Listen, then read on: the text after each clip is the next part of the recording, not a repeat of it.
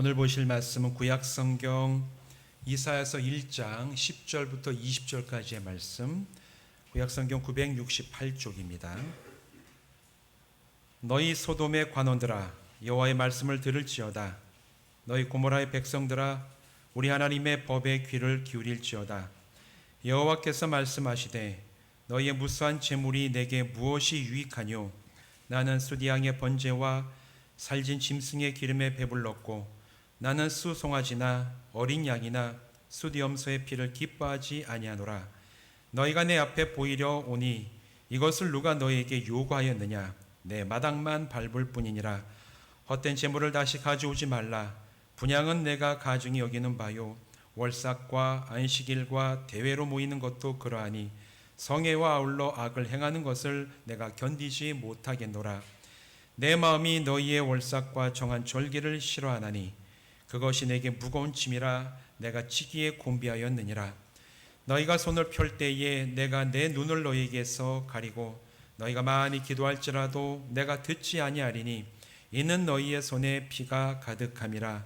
너희는 스스로 씻으며 스스로 깨끗하게 하여 내 목전에서 너희 악한 행실을 버리며 행악을 그치고 선행을 배우며 정의를 구하며 학대받는 자를 도와주며 고아를 위하여 신원하며 과부를 위하여 변호하라 하셨느니라. 여호와께서 말씀하시되, 오라 우리가 서로 변론하자. 너희의 죄가 주홍 같을지라도 눈과 같이 희어질 것이요 진홍같이 붉을지라도 양털같이 희게 되리라. 너희가 즐겨 순종하면 땅의 아름다운 소산을 먹을 것이요 너희가 거절하여 배반하면 칼에 삼켜지리라. 여호와의 입의 말씀이니라. 아멘. 우리 기도하고 말씀 나누겠습니다. 하나님, 이 시간 우리가 예배하며 말씀을 나눕니다.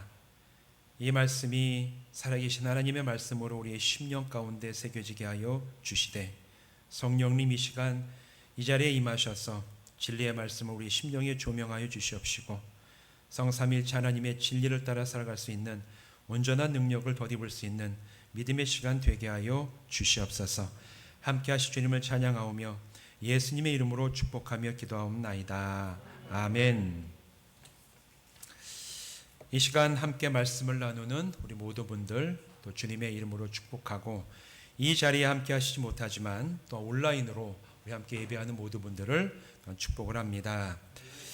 이 시간에는 지난 앞선 두 주에 이어서 오늘은 마지막으로 우상 숭배에 대한 얘기를 이제 나눠보려고 하는데, 오늘 이 시간에는 하나님의 택함을 받아서 출애굽했던 이스라엘 백성이 결국에는 심판을 피하지 못하고 멸망해버리고 말게 되었는데, 도대체 왜 그렇게 됐을까? 또 그 이야기를 통해서 오늘 우리는 하나님 앞에서 어떠한 믿음의 길을 가야 되는가? 여기에 대해서 함께 살펴보려고 합니다. 여러분, 성경 다 가지고 계신데 성경 볼 때마다 여러분 어떤 마음이 드십니까? 성경 보시면은 참 두껍죠. 예전에 어떤 분들, 처음에 신앙생활 하시는 분들 성경을 이렇게 교회에서 나눠주면 읽기는 부담이 되니까 이게 뭐 순식간에 읽어지지가 않아요. 사실은 이게 참 두꺼운 책인데, 그럼 성경을 어떻게 대할까 하다가 어떤 분들은 집에 가서 잠잘 때 배에다가 올려놓고 잔다 그러시더라고요. 배에다 올려놓고 자면은 편해진다. 이분은 뭐 무거운 걸 올려놔야 좀 이게 좀 잘 주무시는가. 어떤 분들은 뭐 베개로 베고 주무신다는 분도 계셨어요. 그런데 성경은 사실 이게 뭐 부족도 아니기 때문에 베개를 대신해서 베고 자거나 아니면 뭐 몸에 지니고 있다고 해서 이게 무슨 굉장히 효험이 있는 그런 책은 아닙니다. 갖고 있는 것 자체 가지고 우리에게 뭔가 능력이 드러나는 건 아니에요. 성경은 이 책을 읽고 이 책을 통해서 오늘 우리에게 주시는 하나님의 말씀이 무엇인지를 내가 알고 적용할 때 능력이 되는 그런 책이 아닙니까? 근데 이 책에는, 성경은 두껍기도 하면서 이 성경 안에 다양한 이야기들과 인물들이 등장을 해요. 참 많은 인물이 나오고 많은 이야기가 나옵니다. 또 영적인 권면과 명령들도 참 많이 나와요. 그런데 이 두꺼운 성경을 줄인 다음에 압축해서 정말 하나님이 이 성경을 압축해가지고 한두 마디로 줄여서 바로 이게 이 성경이 말하는 핵심이다라고 얘기할 수 있는 구절이 어디냐고 묻는다면 마가복음 12장 29절부터 31절까지의 말씀이라고 우리는 얘기할 수가 있어요. 그게 뭐냐면 제가 읽어드리겠습니다. 예수께서 대답하시되 첫째는 이것이니 이스라엘아 들으라. 주 곧 우리 하나님은 유일한 주시라. 내 마음을 다하고 목숨을 다하고 뜻을 다하고 힘을 다하여 주 너희 하나님을 사랑하라 하신 것이요. 둘째는 이것이니 내 이웃을 내 자신과 같이 사랑하라 하신 것이라. 이보다 더 큰 계명이 없느니라. 아멘입니까? 여러분, 이 말씀이 한 서기관이 예수님께 나와가지고 성경에서 가장 중요한 계명이 뭡니까? 라고 물어봤을 때 예수님이 그 서기관에 대해서 성경이 제일 중요하게 여기는 계명이 바로 여기 있는데, 첫 번째는 정말 마음을 다하고 힘을 다하고 목숨을 다해서 주 너희 하나님을 사랑하라. 그리고 두 번째는 내 이웃을 내 몸처럼 사랑하라. 이 두 가지가 모든 선지자와 이 성경의 정신이고 율법의 핵심이라고 예수님이 친히 말씀하셨기 때문에 성경책을 요약하면 바로 이거예요. 우리가 어떻게 하나님을 사랑할 것인가, 또 우리가 어떻게 우리 이웃을 사랑할 것인가, 하나님이 어떻게 하는 것이 기뻐하시는 것이고 이웃을 사랑하기에 하나님이 기뻐하시는 방법인가, 이것이 바로 성경 전체가 오늘 우리에게 계속해서 끊임없이 하고 있는 얘기입니다. 따라서 우리는 성경에서 수많은 이야기와 인물을 읽어가면서 우리가 찾아내야 될 가장 중요한 목표는 내가 어떻게 하나님을 사랑하고 어떻게 이웃을 사랑할 것인가, 이것을 찾아내고 발견하고 적용하면서 살아가는 믿음의 길을 간다면 그분의 이 믿음 생활은 정말 매일매일 매해 해가 더해질수록 차츰차츰 영적으로 성숙해가는 영적인 성장의 기쁨을 맛볼 수 있는 그런 믿음의 길을 가게 될 줄로 믿습니다. 대신에 이 반대로 얘기하면 우리가 신앙의 길을 오랫동안 왔다고 할지라도 성경을 또 읽었다고 할지라도 이 성경을 읽으면서 이 성경이 얘기해주고 있는 가장 중요한 목적인 오늘 내가 하나님을 어떻게 사랑할 것이고 내가 나의 이웃을 어떻게 사랑할 것인지를 제대로 알지 못하고 찾아내지 못하고 적용하지 못한다면 신앙의 연륜과 횟수가 거듭된다고 할지라도 늘 언제나 영적인 어린아이와 같은 그런 그 상태에 머물러서 정말 하나님께서 우리에게 주시고자 하시는 성장의 기쁨을 맛보지 못한 채 그냥 어린아이처럼 신앙의 길을 가게 될 가능성이 굉장히 높습니다. 여러분, 말씀 속에서 이 성경의 가장 중요한 두 가지 목적을 찾아내서 적용하고 순종하면서 영적인 성장을 체험하는 여러분 되시기를 주님의 이름으로 축원드립니다. 근데 문제는 우리가 이 성경 말씀 가운데 하나님을 제대로 사랑하지 못하는 사람은 그냥 하나님을 사랑하지 못하는구나, 여기에만 머물지 않는다는 거예요. 다른 말로 얘기하면 무슨 얘기냐면 우리가 하나님을 힘써 사랑해야 되는데 하나님을 사랑해야 되는 그 이유도 찾지 못하고 하나님을 기쁘시게 하는 방법도 찾아내지 못한 채 그냥 매일매일 그냥 그저 그렇게 살아가다 보면 잘못하면 하나님이 아닌 다른 우상을 섬길 가능성이 굉장히 커진다는 사실이에요. 우리는 하나님을 사랑하거나 세상을 사랑하거나 둘 중에 한 가지만 할 수 있습니다. 하나님도 사랑하고 세상도 사랑하는 건 당연히 불가능하고 하나님도 사랑하지 않고 세상도 사랑하지 않는 것도 우리에게는 사실 가능하지 않아요. 두 가지 중에 하나예요. 하나님을 내가 정말 사랑하던가 아니면 이 세상을 사랑하던가. 그렇기 때문에 우리가 신앙생활을 하면서 하나님을 온전히 사랑하지 못한다면 다른 말로 얘기하면 하나님이 아닌 이 세상이나 다른 신들을 사랑할 가능성이 높아진다는 얘기입니다. 사실 하나님께서 택한 백성이었던 이스라엘 민족도 하나님을 제대로 사랑하지 못해서 우상 숭배로 빠지게 되었고 결국에는 하나님께 심판받아서 망해버리고 말았던 그 결과를 구약 성경은 오늘도 우리에게 증언하고 있습니다. 오늘 본문 말씀 이사야서 1장 10절부터 20절까지의 말씀은 남유다 왕국의 수도 예루살렘과 그곳 사람들에게 선포한 선지자 이사야의 책망이에요. 이사야 선지자는 책망을 가지고 이 선지서를 시작을 하고 있습니다. 오늘 읽은 이 말씀 10절에 보면 첫 구절이 바로 이렇지 않습니까? 너희 소돔의 관원들아, 여호와의 말씀을 들을지어다. 너희 고모라의 백성아, 우리 하나님의 법에 귀를 기울일지어다. 여기서 얘기하는 소돔의 관원이나 고모라의 백성은 진짜 소돔, 옛날에 그 하나님의 심판받았던 그 소돔 사람들이나 고모라 사람들을 얘기하는 게 아니에요. 여기에서 소돔과 고모라를 얘기하는 이유는 그 옛날 하나님의 불의 심판을 받아서 마땅할 정도로 온갖 부도덕함과 타락함으로 가득 차 있었던 소돔과 고모라처럼 선지자 이사야가 하나님의 말씀을 받아서 예루살렘 사람과 예루살렘의 지도자들을 보니까 너희가 소돔과 고모라의 그 관원들과 사람들에게서 크게 다르지 않다. 그래서 첫 구절 얘기하는 것이 소돔의 관원들아, 고모라의 백성들아, 하나님께 귀를 기울이고 하나님을 제대로 보라, 이렇게 얘기하고 있는 겁니다. 책망을 하면서 이렇게 말씀을 시작하고 있어요. 그럼 도대체 왜 책망을 하고 있을까?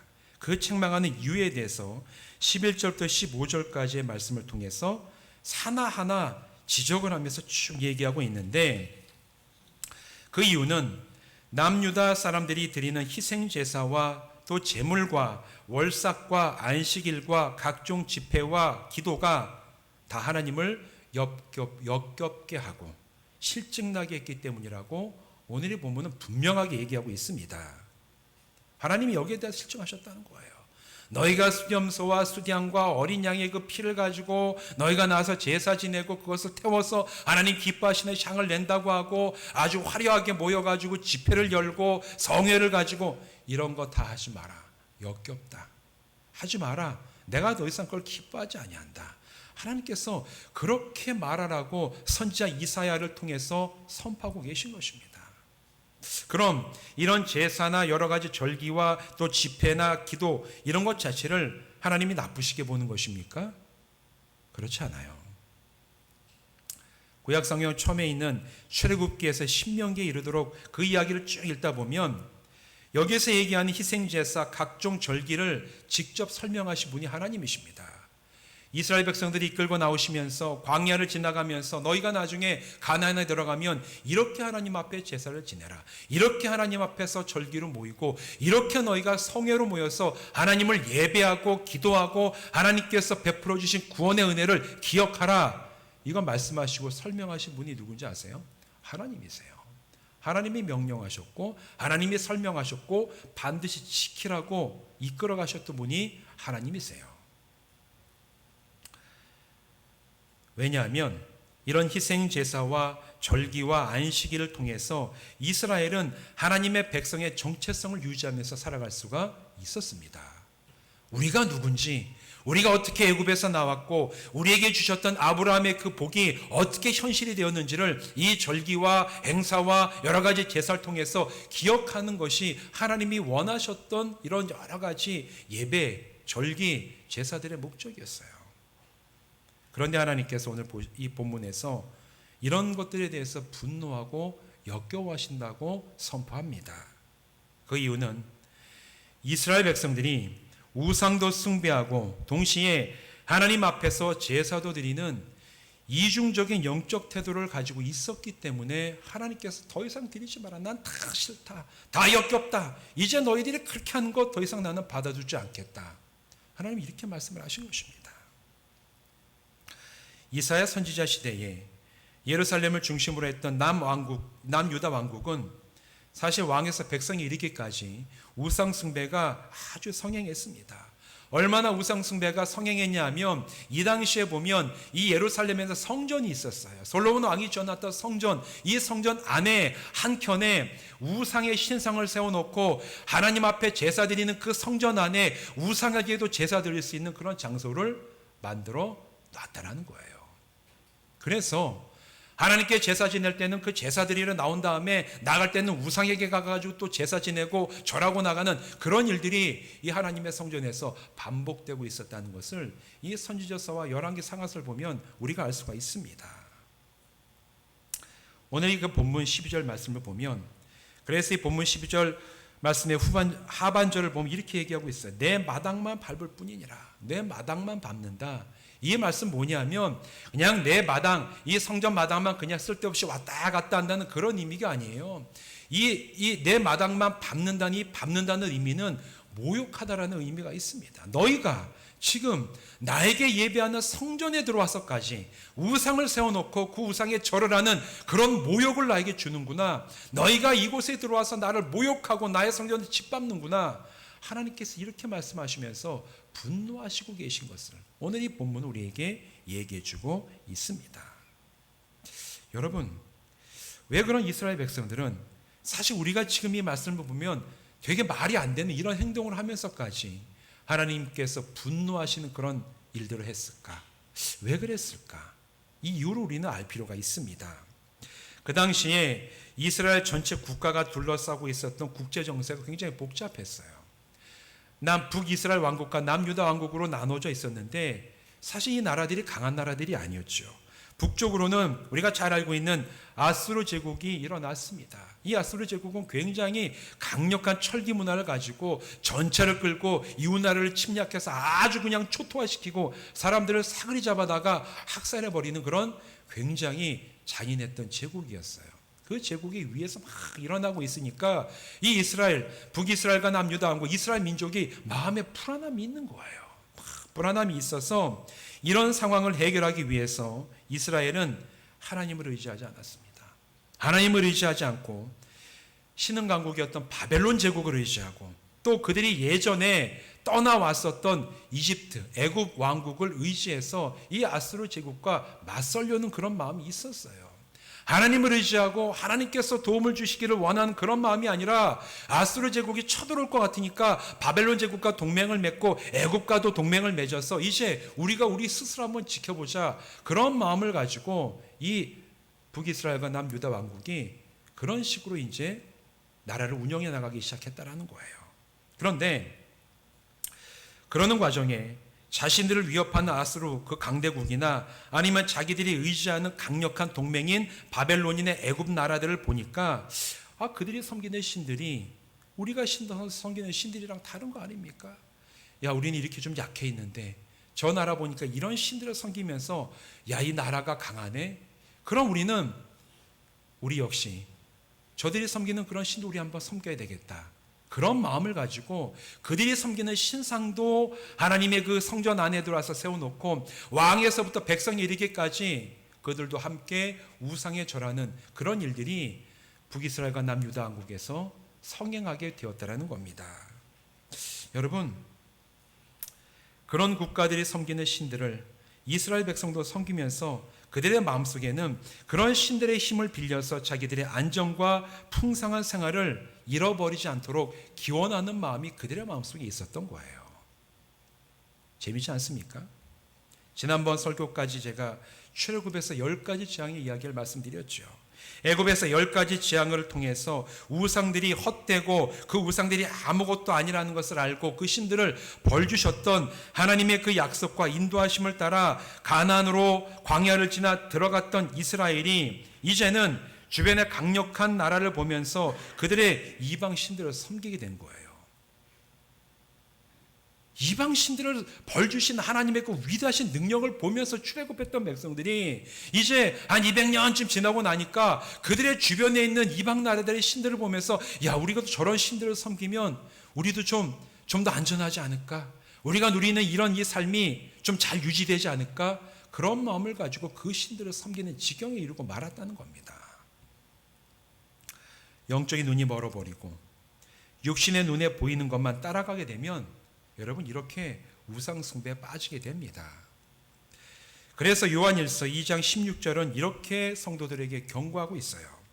이는 세상에 있는 모든 것이 육신의 정욕과 안목의 정욕과 이생의 자랑이니 다 아버지께로부터 온 것이 아니요 세상으로부터 온 것이라. 개인적인 차원에서도 눈에 보이는 좋은 것만 막 따라가려는 그런 마음만 가득하다 보면 자칫하면 하나님이 아니라 우상을 숭배하고 이 세상의 것만을 따라가는 그런 일에 빠질 수 있는 것이고, 그것이 사회적인 차원이나 국가적인 차원에서도 단지 눈에 보이는 것, 내가 보이기에 좋아 보이는 것, 그것만에 마음 뺏겨서 그걸 따라가다 보면 이스라엘처럼 하나님이 아니라 다른 나라들의 신, 다른 이방 신들을 섬기는 그런 지경에 빠질 수밖에 없는 거예요. 오늘 이 본문 말씀은 바로 이 영적인 사실에 대해서 얘기해주고 있습니다. 이스라엘이 이런 상태에 빠져 있었습니다. 그런데 이 이사야서를 쭉 읽고 또 이스라엘 역사를 쭉 살펴보면서 우리가 정확히 알아야 될 게 있어요. 그게 뭐냐면 이스라엘이 이방 신들을 섬길 때에도 여전히 하나님께 제사 드리고 절기로 잘 모였고 할 것은 다 잘했다는 사실이에요. 성경 읽으면 이 선지자들이 나와서 하도 이스라엘을 책망하고 너희들이 우상 숭배했다고 하나님께 돌아오라고 얘기를 하니까 우리가 이 성경 전체에 대한 그 이야기를 잘 이해하지 못하면 자칫하면 우리는 이 이스라엘 백성들이 하나님께 제사 지낼 것 제사 안 지내고 예배 드릴 거 예배 드리지 않고 하나님 앞에서 함께 모여야 될 거 모이지 않고 그냥 그들이 다 이제 이방 신들에게 몰려가서 그 신들에게 우상 숭배만 했기 때문에 선지자들과 하나님이 책망하시고 분노했던 것이 아니겠는가, 그렇게 알 수 있습니다. 그런데 성경 읽어보면 그렇지 않아요. 선지자들이 나와서 책망하고 돌이키라고 얘기하고 너희가 그러면 안 된다고 얘기했던 그 모든 순간들에도 이스라엘 백성들은 우상도 섬기고 하나님도 열심히 섬겼다라는 거예요. 오늘 읽은 이 말씀 보세요. 쭉 읽어보면 이들이 얼마나 정성껏 하나님 앞에서 제사 지내고 얼마나 그들이 힘을 다해가지고 제물을 갖고 와서 하나님 앞에 올려드리고 절기로 모이고 성회로 모이고 선도로 기도하고 하나님 앞에 할 거 다 했습니다. 할 거 다 했어요. 그런데 하나님께서 분노하셨어요. 그 이유는 하나님께 드려야 할 제사와 예배와 절기를 지키면서 동시에 이스라엘이 이방신을 섬겼기 때문에 그래요. 하나님도 예배하고 이방신도 예배했기 때문에 분노하신 것입니다. 하나님께도 제사를 드리고 우상에게도 절하는 그 사실 자체가 하나님께서는 그냥 우상 숭배라고 여기시는 거예요. 역겹다라고 얘기하시고 너희가 하나님 앞에 이렇게 얘기하면서 그렇게 우상들에게 절하는 거 차라리 나한테도 하지 마라. 난 더 이상 받지 않겠다. 지금 그렇게 말씀하시는 것입니다. 여러분, 이것은 이스라엘이 성경의 핵심 말씀이라고 아까 말씀드렸던 마가복음 12장 29절 주 곧 우리 하나님은 유일한 주시라. 내 마음을 다하고 목숨을 다하고 뜻을 다하고 힘을 다하여 주 너희 하나님을 사랑하라. 이 말씀을 지키는데 실패했다라는 얘기입니다. 주 하나님만을 사랑하라고 하나님께서 명령하셨는데 이들은 하나님도 사랑한다고 얘기했습니다. 그러면서 동시에 하나님도 사랑하고 이방신도 사랑하고 하나님도 의지하고 이방신도 의지하는 그런 두 마음을 품고 있었기 때문에 하나님이 분노하신 거예요.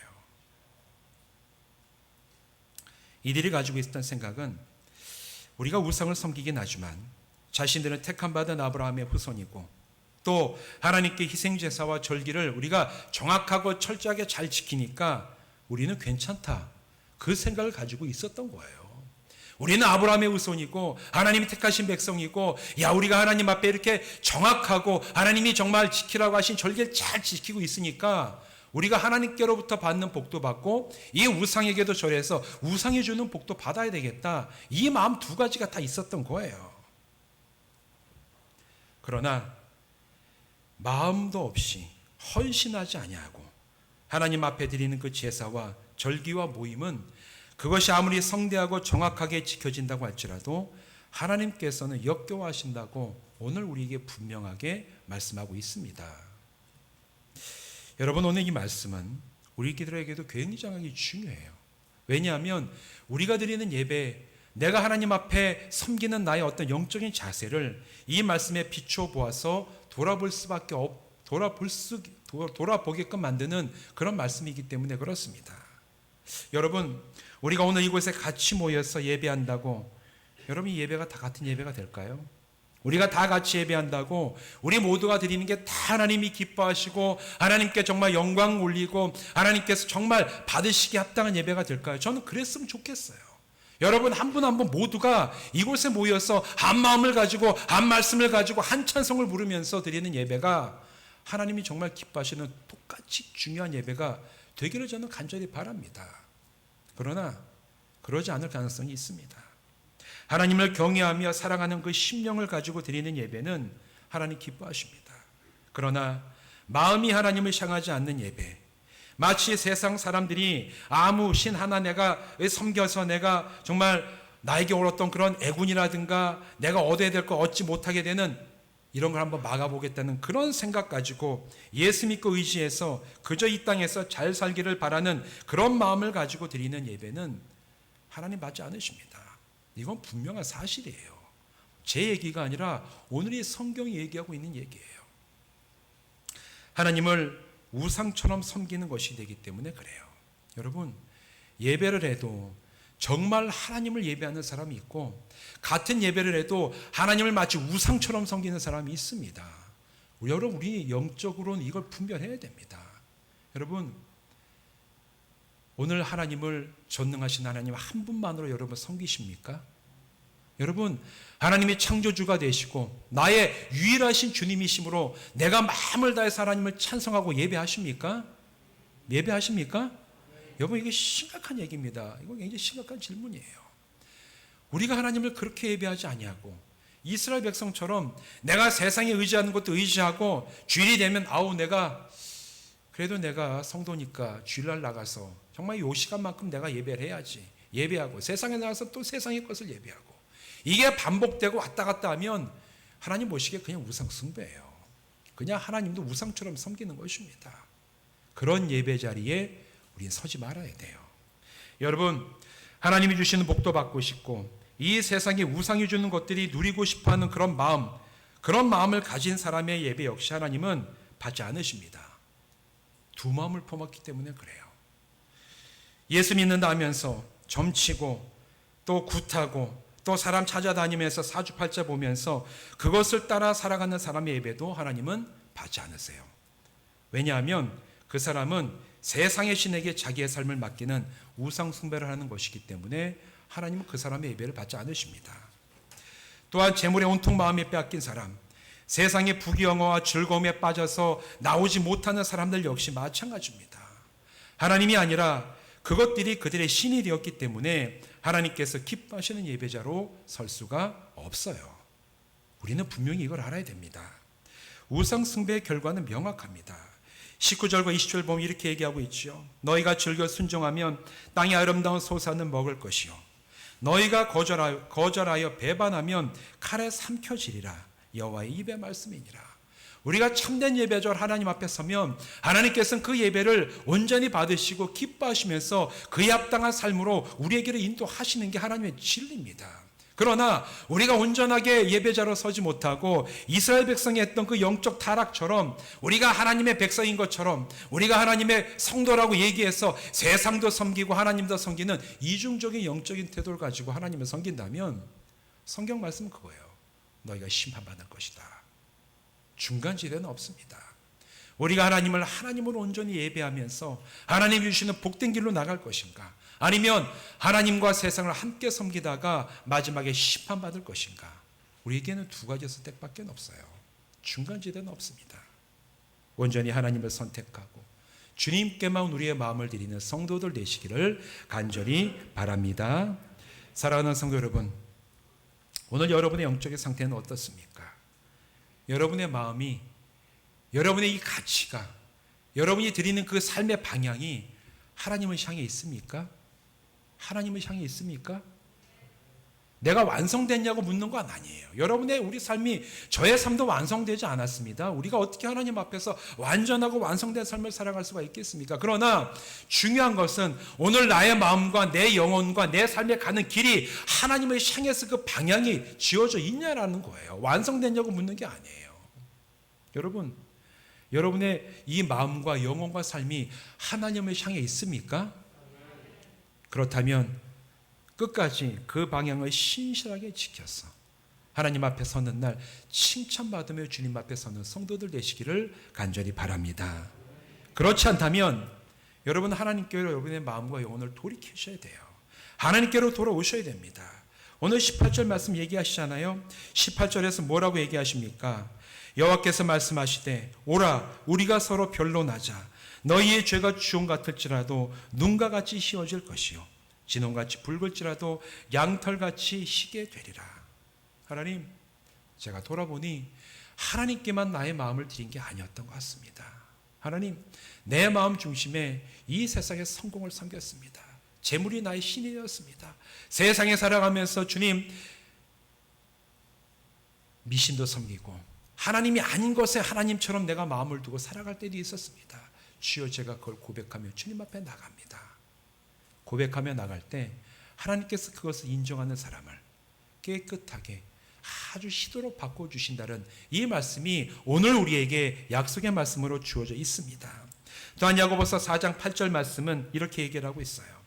하나님을 가까이 하라. 그리하면 너희를 가까이 하시리라. 죄인들아 손을 깨끗이 하라. 두 마음을 품은 자들아 마음을 성결하게 하라. 이렇게 얘기를 하고 있습니다.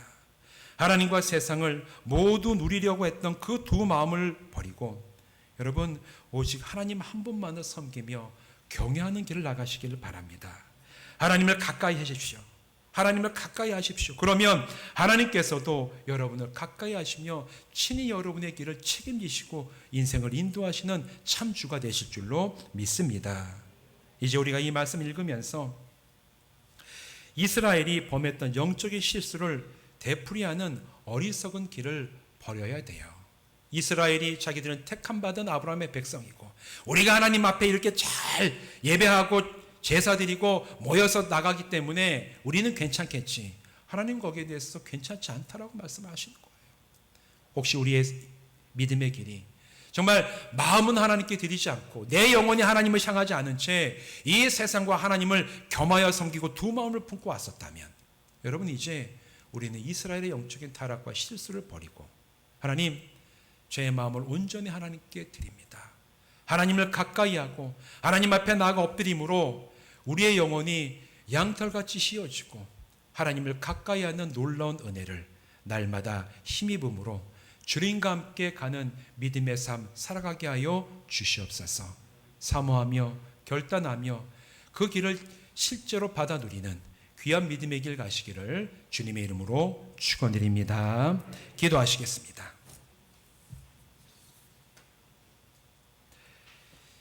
하나님, 오늘 이스라엘 백성들이 왜 그들이 마지막에 결국 하나님 앞에서 심판받아 멸망할 수밖에 없었는지를 그 이유에 대해서 함께 말씀을 나눴습니다. 그들에게 우상 숭배가 있었습니다. 비록 그들이 하나님의 택한 백성이요 아브라함의 후손이었지만 그들이 하나님과 우상을 겸하여 섬길 때 그것은 그냥 우상 숭배밖에 안 됐다는 것을 하나님께서 말씀을 하셨습니다. 이 말씀에 비추어 우리를 돌아봅니다. 주님, 우리의 마음에는 오직 중심이 하나님을 향해 있습니까? 우리의 마음이, 우리 영혼이, 우리의 삶의 방향이, 우리의 삶의 가치가 하나님을 향하여 있습니까?